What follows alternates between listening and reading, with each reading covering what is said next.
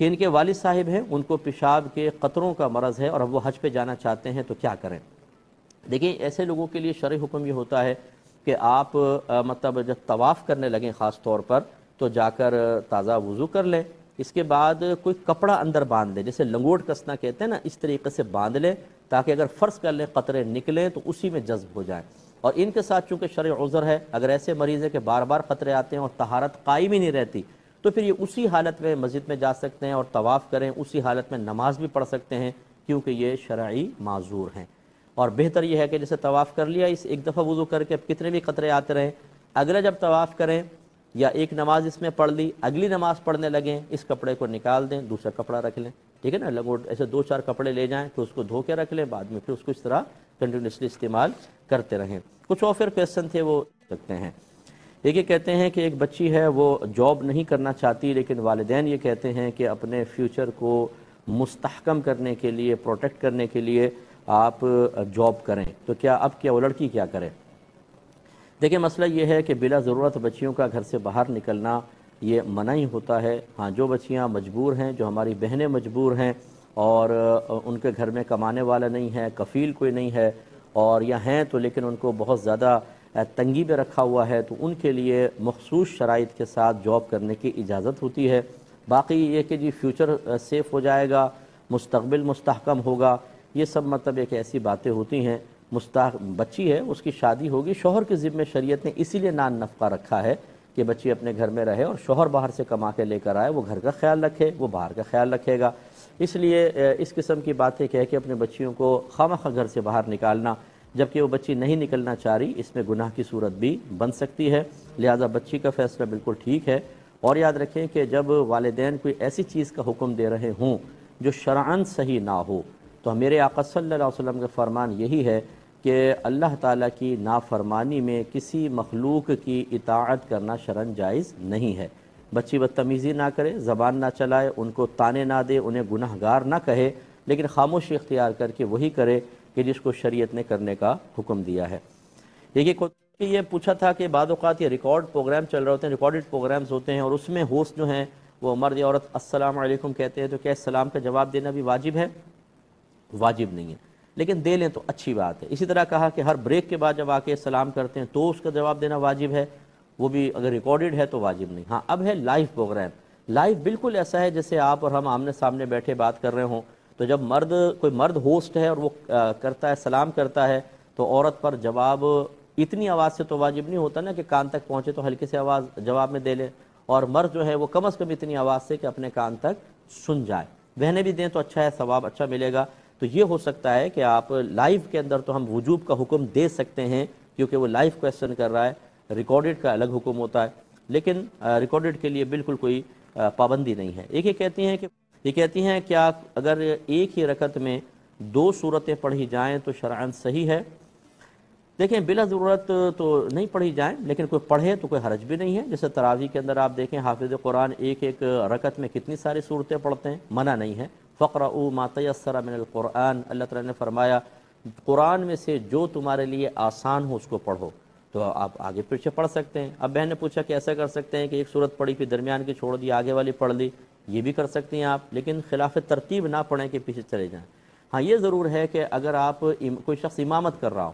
اسے چاہیے کہ مختصر سی نماز پڑھائے، وہ یہ نہ کرے کہ تراویح کے علاوہ نماز پڑھا رہا ہے، کوئی فرض نماز مثال کے طور پر، اور اس میں 3 4 صورتیں پڑھ رہا ہے، کیونکہ اس سے قوم کو ملال اور کوفت پیدا ہوگی، اور قرآن سن کر ملال اور کوفت پیدا ہو یہ بالکل صحیح نہیں ہے۔ نبی کریم صلی اللہ علیہ وسلم نے اس کو سختی سے منع فرمایا، وہ پھر ایک ہی صورت پڑھیں۔ یہ کہتی ہیں کہ بعض لوگ کہتے ہیں کہ دوران طواف کعبۃ اللہ کو دیکھنا چاہیے اور بعض کہتے ہیں نہیں دیکھنا چاہیے، صحیح کیا ہے؟ دیکھیں کعبۃ اللہ کو اس طرح دیکھنا کہ آپ جیسے طواف کر رہے ہیں تو آپ کا سینہ بھی کعبے کی طرف ہو جائے، یہ منع ہوتا ہے، لیکن اگر آپ چلتے چلتے سینہ ویسے آپ چل رہے ہیں، اینٹی کلاک وائز ہم چل رہے ہوتے ہیں، تو صرف اپنا چہرہ پھیر کے کعبۃ اللہ کو دیکھنا اس میں کوئی حرج نہیں ہے، بلکہ بہت باعث برکت ہے، اس کر سکتے ہیں۔ یہ کہتی ہیں کہ اچھا ہے زیب و زینت کہتے ہیں کس نیت سے کریں کہ ثواب ملے؟ دیکھیں ایک تو یہ ہے کہ اللہ تبارک و تعالیٰ نے جو شادی شدہ بہنیں ہیں وہ تو صرف اپنے شوہر کی نیت سے کریں کہ میرا شوہر مجھے دیکھے تو اس کا دل میں خوشی داخل ہو، تو انشاءاللہ ان کو بہت زیادہ ثواب ملے گا۔ اور اگر کنواری بچیاں ہیں وہ زیب و زینت اختیار کرتی ہیں تو نامحرم کو بالکل نہ دکھائیں، صرف یہ کہ اللہ تبارک و تعالیٰ نے ہمیں یہ سامان دیا ہے، ہم اللہ کی نعمت کو استعمال کر رہے ہیں، اللہ نے قبول صورت بنایا، خوبصورت بنایا ہے، عام صورت بنایا ہے، لیکن جب میک اپ وغیرہ کرتے ہیں تو خوبصورت بنتے ہیں، تو ہمیں اللہ تبارک و تعالیٰ کی تخلیق کو مزید اچھا کر رہی ہوں، کیونکہ اللہ جمیل یحب الجمال، اللہ تعالیٰ جمیل ہے، جمال کو محبوب رکھتا ہے، اور یہاں جمال سے مراد ظاہری زیب و زینت بھی شمار کی گئی ہے، تو اس نیت سے اگر کریں تو انشاءاللہ ثواب بھی مل جائے گا۔ یہ کہتے ہیں کہ ان کی والدہ نماز پڑھ رہی تھی، کوئی سامنے آ کے غلطی سے بیٹھ گیا، تو انہوں نے حالت نماز میں ہی تھوڑی سی جائے نماز کو سرکا لیا تاکہ سامنے نہ ہو، کیا حکم شرع ہوگا؟ دیکھیں اگر عمل قلیل سے ایسا کیا ہے تو بالکل ٹھیک ہے۔ عمل قلیل کا مطلب یہ ہوتا ہے کہ نمازی حالت نماز میں کوئی ایسی حرکت کرے کہ دور سے دیکھنے والا اسے نماز میں ہی سمجھے، تو یہ ہوتا ہے عمل قلیل۔ اور ایسی حرکت کرنا کہ دور سے دیکھنے والا کہے تو نماز میں نہیں ہے، یقین آ جائے، جیسے یہ موبائل کھول کر دیکھنا پھر جیب میں رکھ لینا، یہ جب تک وہ موبائل ہاتھ میں لے کے یوز کر رہا ہے دور سے دیکھنے والا سمجھے گا نماز میں نہیں، اسے عمل کثیر کہتے ہیں۔ عمل کثیر سے نماز فاسد ہو جاتی ہے، عمل قلیل سے نہیں ہوتی ہے۔ پھر یہ عمل قلیل اگر بلا ضرورت ہو تو مکروہ ہوتا ہے، اور ضرورت کے تحت جیسے والدہ نے کیا تو بلا شبہ جائز ہے۔ تو اگر وہ تھوڑا سا اس طرح سرکی ہیں عمل قلیل سے تو اس کی بالکل گنجائش ہے، اس میں کوئی حرج نہیں ہے۔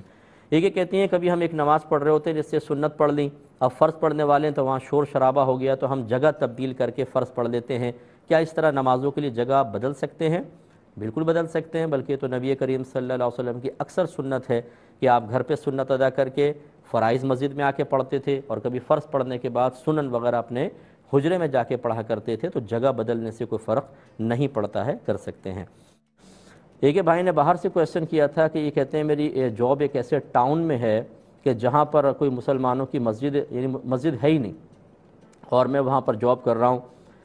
تو جمعے کا کیا حکم ہوگا، میں کس طرح جمعہ وغیرہ ادا کروں، یہ پوچھ رہے تھے۔ دیکھیں پہلی بات تو یہ ہے کہ کوشش کریں اگر آپ کو ایسی جاب مل جاتی ہے کہ جہاں نماز اور جمعہ یعنی عام نماز جماعت کے ساتھ اور جمعہ بھی ملتا ہو، وہاں کریں، پیسے کا کمی بیشی نہ دیکھیں، اللہ کے لیے آپ اس مقام پر جائیں تاکہ آپ کی یہ عبادات بھی پوری ہوں۔ دوسری صورتحال یہ ہے کہ کوئی دوسری جاب نہیں ہے، آپ پریشانی کے اندر ہیں اور آپ وہاں جاب کرنے پر مجبور ہیں، تو پھر یہ دیکھیے کہ اطراف میں کوئی اگر قریبی ٹاؤن ہے، کوئی ولیج ہے، کوئی سٹی ہے جہاں آپ بآسانی پہنچ سکتے ہوں، یعنی جیسے 20 منٹ 25 منٹ کا اگر رن ہے تو پھر آپ ہمت کر کے پہنچ جائیں، تو پھر آپ کو جمعہ کم از کم وہاں پڑھنا ہوگا، یہ فرض ہوگا، جمعے کی تلاش لازم ہے، اور باقی یہ کہ آپ عام نمازیں تو بغیر جماعت کے ادا کر لیں۔